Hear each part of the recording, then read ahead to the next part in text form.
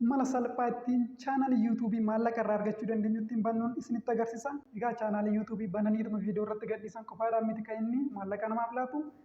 Akkamittiin chaanaalii yuutuubii maallaqa irraa hojjechuu dandeenyu banna kan jedhuun isinitti agarsiisa. Egaa badhumatti iyyuu na waliin ta'a. Isin bilbila keessan fayyadamtanii banuu dandeessu. Kompiitaras fayyadamtanii banuu dandeessu. Lamaan iyyuu numa ta'a. Kanaafuu nama kompiitara fayyadameen isinitti agarsiisa. Warri bilbila fayyadamtan kiroomii yookiin waanuma barbaadan yeroo fayyadamtan biroozarii keessa yeroo fayyadamtan deeskitoop moodii irra kaa'uu qabdu jechuudha. Warri PC fayyadamtan daayirektiima fayyadamtu. Nama jalqabaa chaanaalii yuutuubii kana banuuf gara kiroomii bilbila koo irra jiruun deema. Isin gara oppeeraa gara biroozarii kamiyyuu bilbila keessan irra jiru bira dhaquu dandeessu. Nama kiroomii baniinanii yuutuub jedheen sirchi godha. YouTube kan jedhu ofiisaa yuunaa fideera. YouTube jedhee search godha. Asuma gubbaa irratti dhufe YouTube kan jedhu kana keessan seena jechuudha. Egaa YouTube jedhee yeroon search godhu waan akka kana naa fida. Amma sign in gochuu qabna. Egaa chaanaalii YouTube banuudhaaf emailii qabaachuu qabna. Kanaafuu gubbaa kanarra kan jirtu sign in kan jettu kanarraan tuqachuudha. Koornerii gara gubbaarra kan jirtu kun bakka pointeriidhaan agarsiisu kana sign in kan jedhu keessan seena. Ergaan sign in jedhaniiti.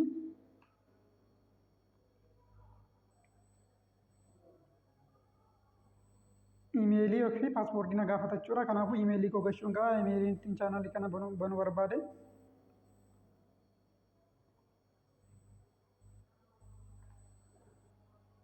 Amma emailii koo galcheera. Warri emailii hin qabne emailii haaraa banachuu qabdu jechuudha. Paaspoortii emailii kana na gaafata.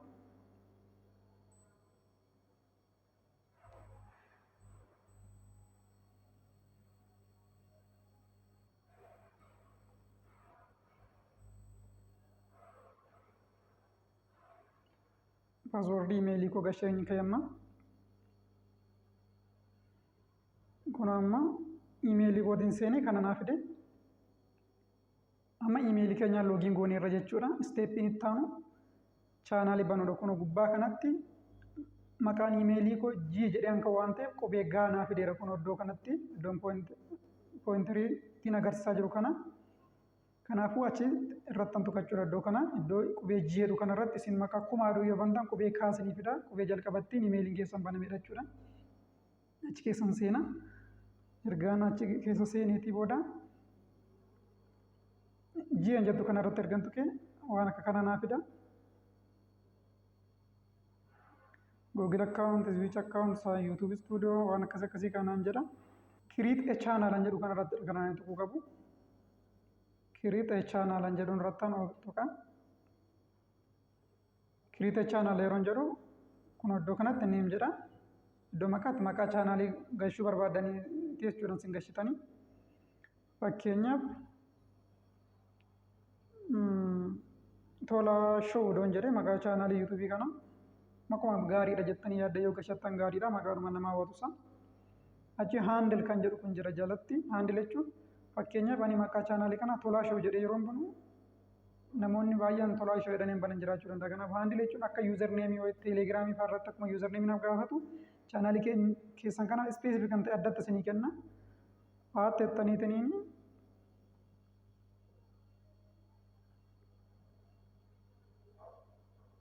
kun haati tola. Haati ofiisaa yoo addunyaa fida yoon jedhe this handle is already taken. Kanaan dura namni biraa handilii kana fayyadameera jechuudha. Kanaafuu naan eeyyaa. Tola jedhee 24 lakkoofsa doonitti dabala.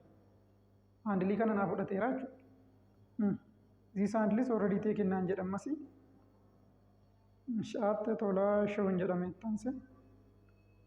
Kun irraa itti naa fide. Kanaaf create channel hin jedha jala kana. Kun create channel bakka kanan tuqa. Tola show jechuudha maqaan chaanaalii ani banaa jiru kana. Tola show dhe amma successfully chaanaalii kana create goonee irraa jechuudha. Kana jechuun garuu waan hunda xumurre irratti miti. Seetingii isaa keessaa waan baay'eetu sirraa'uu qaba. Chaanaalii tokko irraa maallaqa argachuudhaaf jechuudha. Kanaafuu wantoota seetingii keessaa sirraa'uu qaban itti adeeme sirreessa. Na waliin ta'a. Steeppii hunda yoo hordofa.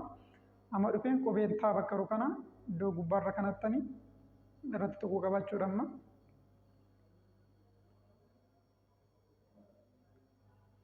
Tolaashaa dheeraa kunuuti maqaan chaanaalii koo jira. YouTube stuudiyoo keessan seenaa jechuudha. Kun asii qubeeta argamtu keewwata YouTube stuudiyoon jedhu keessan seenaa. YouTube stuudiyoo saduu kanarratti egaa gara fuulduraatti chaanaalii keessan waa'ee chaanaalii keessanii information jiru hundayyuu YouTube stuudiyoo kana jalatti jechuudha kan argattani.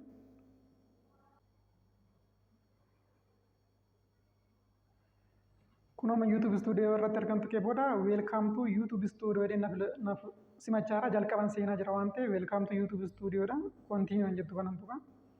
Kanamma channel analyze jedheet current subscriber kun subscriber yani qabu iddoo kanatti barreessa zeeroodha. Chaanaalicha baname namni chaanaalii kana subscribe godhin jiru waan ta'eef zeeroo dheetiin agarsiisaa jira.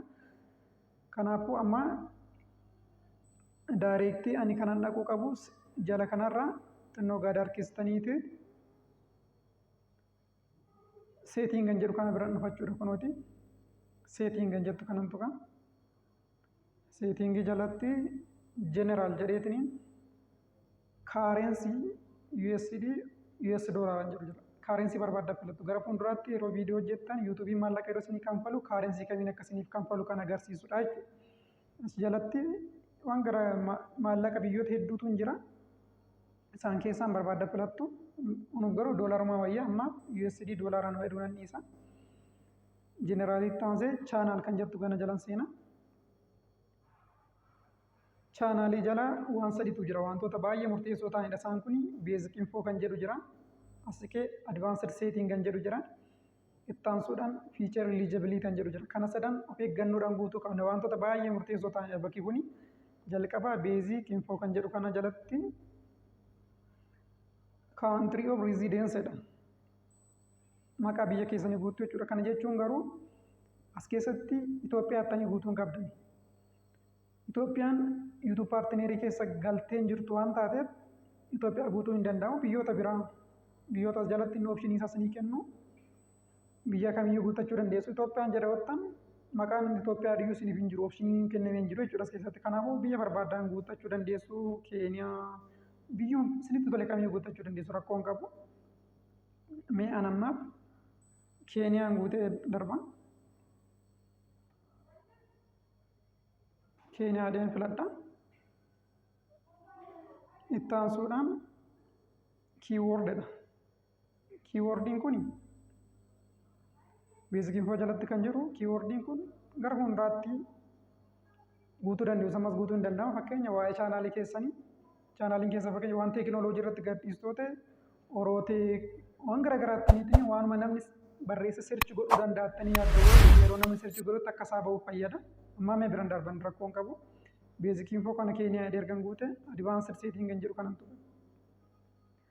Advanced setting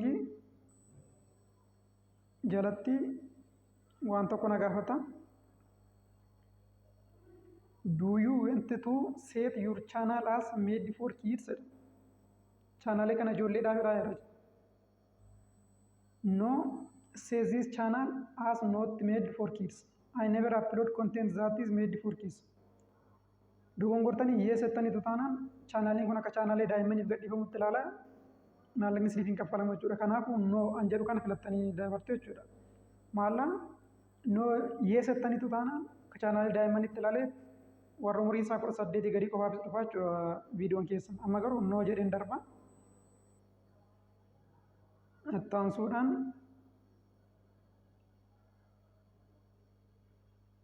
advanced setting kana no jedhee ergaan darbee booda sadaffaadhaan feature eligibility kan jedhu kana guunna jechuudha.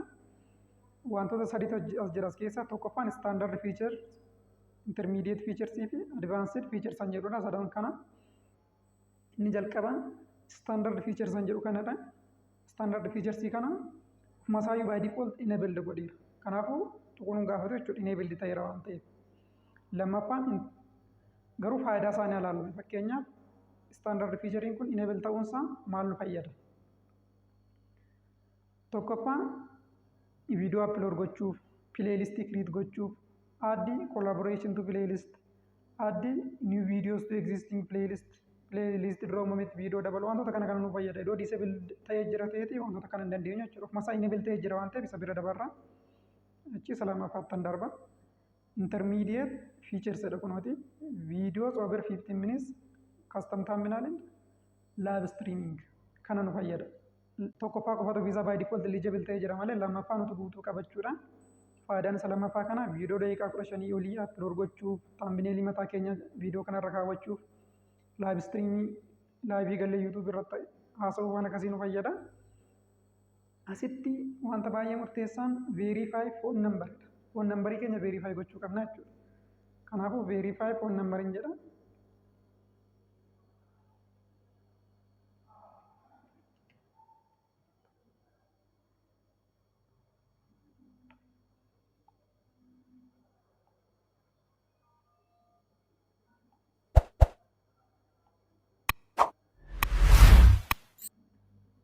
Phone numberii keenya verify phone number jedhe asitti amma phone numberii text me the verification code yookiin naa bilbila yookiin text me dha nama text me dhumarra kaayanii select your country dha. Asitti Itoophiyaadhuma filachuu qaba maalla lakkoofsa bilbila kootu verify ta'a waan ta'eef biyya biraa miti. Kanaafuu Itoophiyaadhuma filachuu qaba jechuudha. Biyyoota inni as keessatti tarree gashee na filachiisaa jiru kana keessa phone numberii koo verify gochuuf Itoophiyaan jedha. Achi phone numberii na gaafachaadha. Phone numberii koo gashachuudha.